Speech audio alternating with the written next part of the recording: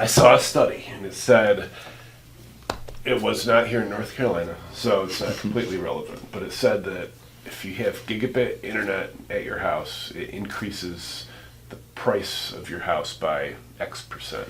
X percent. Yeah, And you're asking me what the X percent would be. What is it in North Carolina, especially Silk Hope, which is getting gigabit internet, and it's out in the beautiful country. You know, I mean, it is interesting. I mean, because, you know, of all the streaming and how dependent we are, and speed is everything, and a lot of people are working from home right now. I will tell you that, you know, in Silk Hope specifically, I had a family that called me that said, we are listing our home because we're tired of the speed and they want more, you know, they wanted to move somewhere where it was faster.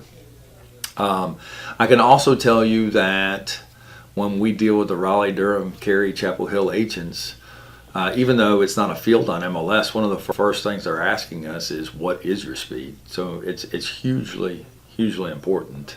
You know, that Silk Hope area is nestled right between Siler City, Carborough, Chapel Hill. So we have a lot of UNC University hospital workers that are living in the Silk Hope area.